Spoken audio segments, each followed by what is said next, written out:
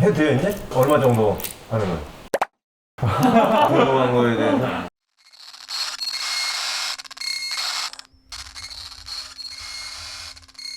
안녕하세요. 안녕하세요. 저희 학교 다닐 때는 이런 현장을 보는 게 좀 힘들었었는데 지금은 개방이 많이 돼가지고 가서 볼 수 있다는 게 많이 도움이 되죠. 저희 때는 진짜 직업을 선택하는 게 선배들의 이야기를 듣든지 교수님들의 얘기를 듣든지 인터넷을 찾아보든지 이런 루트밖에 없었어가지고 그게 어떤 일인지 정확히 알지를 못했었어요. 군대를 가기 전까지도 알지를 못했었고 가서 부딪혀 보면서 일을 알게 됐는데 이런 기회가 있으면 많이들 다녀보면서 느껴보고 체험해보고 하는 게 좋은 것 같네요. 항공 정비를 배우실 때부터 이쪽을 생각하고 계셨던 거예요? 살림청? 네. 저희는 처음에 무조건 고정이익을 간다고 생각을 했었어요. 2001년도에 고등학교 때 위탁 과정을 이제 먼저 했었고 2002년도에 이제 전문 과정을 갔을 때만 해도 헬기 분야에 대한 정보나 이런 게 별로 없었어요. 당연히 비행기를 배우면 고정이익을 가서 대한항공이든 아시아나항공을 뭐 간다 아니면 공군을 간다 이렇게 생각을 하고 있었어요. 준비를 하는 과정에서 알게 된 거죠. 육군에 이제 헬기가 있다라는 얘기를 듣고 육군으로 시험을 봐가지고 부사관으로 시작을 했죠. 2004년부터. 현역 생활을 좀 하다가 18년도에 전역을 했죠. 육군으로 들어가면서 어디에 이제 헬기가 또 이제 운용을 한다. 어디 부분에 이제 헬기가 많이 있다. 이런 걸 알게 돼요. 정보가 알게 되니까 이제 준비를 했죠.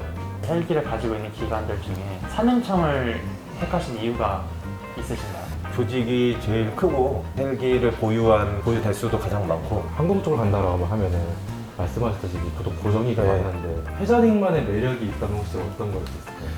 고정이익하고 다른 네, 다른. 제가 고정이익을 안 해봐가지고 제가 비교를 못 하겠는데요. 근데 회전이익은 갈 수 있는 길이 좀 많아요. 제 맘만 먹으면 이제 공무원이 될 수 있는 길도 굉장히 많고요.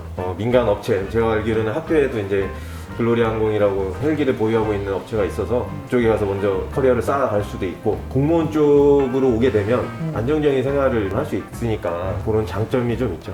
헬리콥터가 하다 보면 재밌어요. 탑승도 많이 하고 처음에는 되게 신기했어요. 저도 이제 군대 가서 처음 타봤는데 놀이기구 타는 것 같기도 하고 안에 타가지고 네, 비행을 해보시죠. 정비를 하고 나서 시험빙이라는 게 있어요. 그럴 때 이제 탑승을 해가지고 확인을 하는 기종이 있고 탑승을 안 하는 기종들이 있어요. 올해 1월부터 이제 여기 대점검 팀으로 왔는데 그 전까지는 이제 진천 산림항공관리소에 있었어요. 이제 거기는 이제 운항 정비를 주로 하는 업무를 담당해서 산불이 나면 탑승을 해가지고 현장까지 가서 대기를 하고 있어요. 그리고 이제 비행기가 어떤 상황이 생기면 그때 바로 즉각 조치를 해줘야 되니까 그럼 거기서 다른 지역에 가가지고 네. 산불을 이렇게 지나고 때 이륙이나 이렇게 착륙할 때도 다 정비를. 네, 그렇죠. 비행 전 점검, 중간 점검, 비행 후 점검, 연료 보고 중간중간 나타나는 결함들에 대해서 점검을 하는 그 일을 했었죠. 주로 지금은 정비구에서 들어오는 스케줄 정비나 파트 교환 이런 정비들을 하고 있죠. 저 뒤에 매뉴얼들이 이렇게 막 보이는데 정비를 하다 보면은 막 되게 좀 어려운 사항 같은 건 없나요? 아무래도 다 이제 영문이죠. 그쵸. 제가 비행기를 처음 한 게 공부하기 싫어가지고 이제 비행기를 하게 됐거든요. 이게만 만지면 되는구나 이렇게 생각을 했었어요. 어렸을 때는. 와보니 전혀 아니더라고요. 군대 가서 공부를 더 해야 되고 이렇게 됐어요. 근데 갔는데 매뉴얼이 일단 표본이 다 영어고 이건 뭐지? 이렇게 됐었으니까 1차적으로는 읽을 수가 있어야 작업을 할 수 있겠죠. 그렇기 때문에 관련된 공부를 좀 해야 되고요. 정비를 한다 그럼 그 부분에 관련된 매뉴얼만 갖다 놓고 그것만 보면서 이제 작업을 하기 때문에 그리고 요즘에는 태블릿 PC 같은 거를 이제 나눠주기도 해요. 거기다가 이제 전자 매뉴얼을 넣어가지고 현장에서는 이제 그걸 보면서 직접 할 수 있게 그런 시스템도 돼 있고 그렇게 하죠. 운항정비 쪽에 가면 평상시보다는 네. 사건이 많을 때 이제 더 바쁠 것 같은데. 그렇죠. 그럴 때는 수당 같은 게 더 많이 나오긴 하나요? 공무원들은 기본적으로 이제 추가 근무 수당이 있고 다른 지역으로 간다. 이제 출장비 같은 개념이 조금씩 있어가지고 불이 이제 일과 중에만 나오는 게 아니잖아요. 새벽에도 나고 야간에도 나고 하니까 그런 시간 일과 이외의 시간에 근무했을 경우에는 이제 추가 근무 수당이 이제 다 지급이 되죠. 아 그럼 여기도 막 군대처럼 당직 같은 거나 이런 것도 다. 당직도 있죠. 군대 당직이라는 좀 약간 다른 개념으로 이제 있긴 있는데 그렇게 빈도수가 많지는 않아요. 저희 이제 현장 인원들은 산불청 완전 바쁠 때는 좀 제외가 되고 이제 그 이외의 기간에는 같이 당직을 쓰긴 하죠.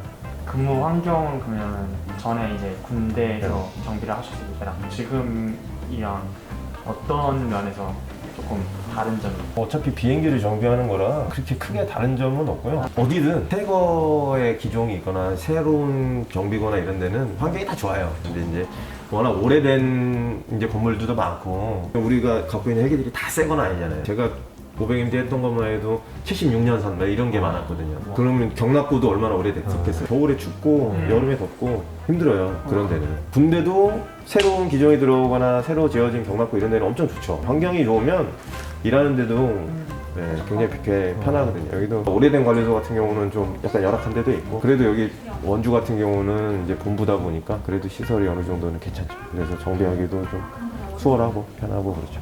여기가 네. 다른 데 있었다가 이쪽으로 이전한 거예요. 본부는 제가 입사하기 전인데 그때는 이제 그 서울공항 안에 있었죠. 서울공항 안에 있었다가 이쪽으로 이전이 됐고 서울공항에는 서울산림항공관리소라고 관리소만 남아있고 본부는 여기 원주로 오게 됐죠. 대수리팀 같은 것도 여기에만 있는 거예요? 아니면 다른 그렇죠. 아 여기만 있는 네, 거예요? 전국에 한 군데 있는 거죠. 여기 본부에. 전국 각지에 있는 관리소들이 있는데 거기서 스케줄이 되거나 파트 교환해야 되는 시간이 도달했다 그러면 저희 쪽으로 입고를 해가지고 작업을 한 다음에 내보내게 되죠. 한 대 항공기를 이렇게 정비를 하거나 점검을 할 때 보통 며칠 정도 들어오는 정비에 따라 일정이 다 달라지죠. 100시간 정비는 며칠이다, 300시간은 며칠이다, 600시간 며칠 스케줄상에 기준이 정해져 있거든요. 그거에 맞춰서 내보내기도 하니까 그 말고도 이제 중간중간에 결함 때문에 들어오는 경우들이 있어요. 그런 거는 하루 이틀 만에도 해서 내보낼 수도 있는 거고. 안전이 중요하잖아요. 지금껏 해오시다가 좀 뭔가 아찔한 순간이 있으셨나요? 날카로운 것도 많고 무거운 것도 많고 보시다시피 발에 찌이는 경우도 있고 데이거나 이런 정도는 있어도 크게 다치거나 이런 적은 없었는데 알거든요. 이 작업은 어떤 게 위험하다. 수년간 작업을 해왔기 때문에 그런 절차들이 있어요. 그거를 미리 사전에 이제 팀원들하고 얘기를 해가지고 어느 부분에서는 특히 조심해야 된다. 이런 안전장치들을 하고 작업을 해야 된다. 이런 거를 이제 많이 얘기를 해야죠. 요즘에는 또 특히 법이 좀 강화돼가지고 그런 거를 많이 지켜야 되고 그것 때문에 이제 더 안전적인 측면이 강화되고 있죠. 그게 아니더라도 안 다치려면 중요하게 생각해야죠. 또 뭐 궁금하신 게 있을까요? 헬리콥터 돌아다니면서 네.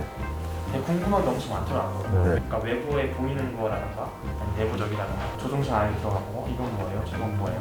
막 다 물어봤어가지고 좀 궁금증이 많이 해소가 되긴 했어요. 네. 이런 거 많이 보는 게 좋아요. 그렇죠. 네. 취업에 대해서도 얘기를 많이 들었었고 네. 충고도 듣고 이걸 어떻게 해야 된다라는 말도 많이 들어서 좋은 시간이 된 것 같아요. 네. 이 간식 많이 도움이 됐으면 좋겠네요.